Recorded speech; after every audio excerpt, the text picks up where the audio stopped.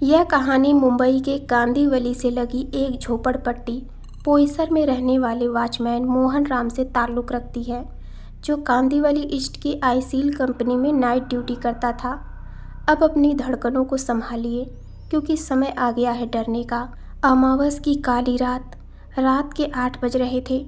मोहन की पत्नी श्यामली हाथ में टिफ़िन लटकाए किचन से बाहर मोहन के पास आई।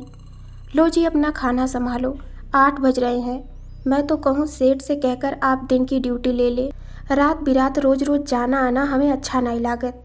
श्यामली नई नौकरी है, अभी 2 महीने ही तो हुए हैं, सेठ कहीं बिगड़ ना जाए। ठीक है जी, पर एक बार कह के तो देखो, श्यामली बोली। ठीक है, चलता हूँ, कल सुबह सेठ से बात करूँगा, वॉचमैन मोहन ने कहा। और अपना टिफ़िन संभालो। मोहन चल पड़ा। वह कांदिवली रेलवे स्टेशन के एक लूप लाइन की पटरी पकड़े तेजी से अपने गंतव्य की तरफ बढ़ रहा था। उसके आगे एक और आदमी बीड़ी पीता हुआ डक मारता चल रहा था। रात सर्द थी, इसलिए मोहन को भी बीड़ी पीने की चाह लगी। वह अपनी जेब से बीड़ी निकाला और माचिस के लिए जेब टटोलने लगा, मगर माचिस नहीं थी। वह सोचा क्यों ना आगे वाले व्यक्ति से माचिस मांगे। उसने 2-3 बार आवाज़ लगाई, अरे भाई साहब, जरा माचिस तो दीजिए। पर उधर से जवाब ना पाकर मोहन तेजी से उसके करीब पहुंचा और उसके कंधे को पकड़कर अपनी तरफ यह कहते हुए खींचा, भाई साहब जरा सुनिए तो। पर उसका चेहरा बहुत ही डरावना था।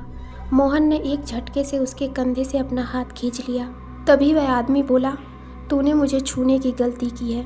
मैं जानता हूँ तू अपने गाँव में कुश्ती लड़ता था।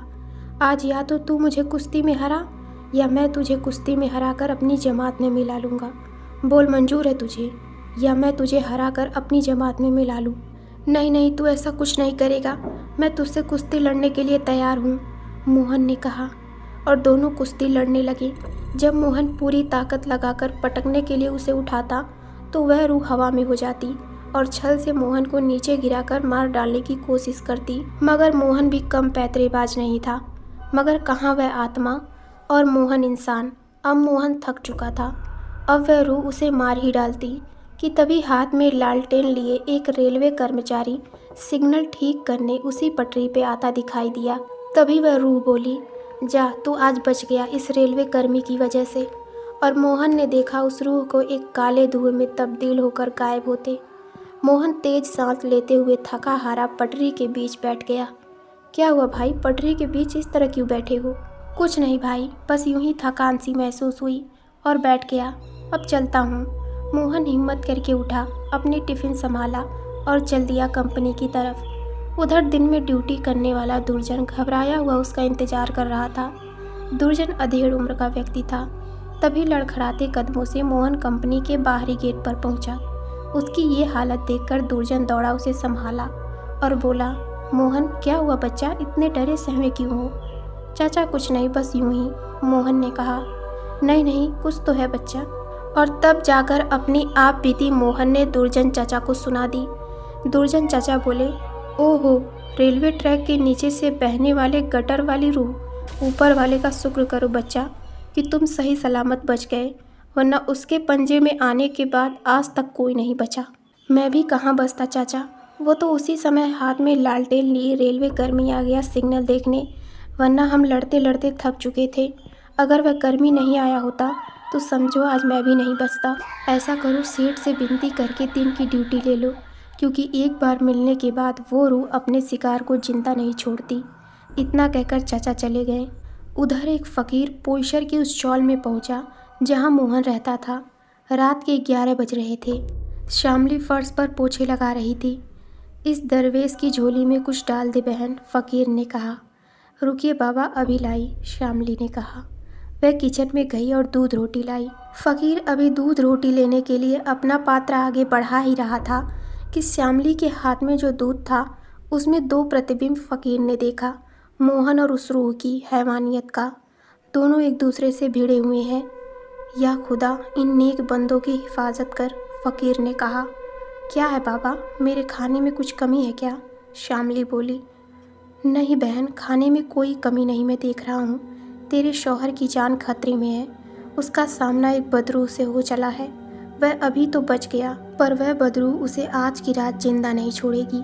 अब खाना रहने दे बेटी, मैं खा लिया। चल बता मुझे तेरा शौहर कहाँ मिलेगा। श्यामली ने रूम का बाहरी दरवाज़ा बंद किया और फ़कीर के साथ चल दी। उधर मोहन अपना डंडा लिए कुर्सी पर बैठा पहरा दे रहा था। तभी कंपनी का बाहरी गेट इतना ज़ोर से खड़खड़ाया जैसे लगा कोई गेट को उखाड़ फेंकना चाहता हो। वह कुर्सी छोड़कर खड़ा हो जाता है। फिर सब कुछ शांत हो जाता है। उसी समय बाहर फ़कीर और श्यामली आ जाते हैं। वह गेट को चेक करने के लिए अपनी टॉर्च जलाए उधर को चल देता है और श्यामली उसे आवाज़ लगाना चाहती है, मगर फ़कीर उसे इशारे से रोक देता है। नहीं बहन, उसे जाने दो। तभी मोहन को वो भयानक रूह दिखती है। आज तुझे मारकर अपने जमात में मिलाए बिना नहीं मानूंगा।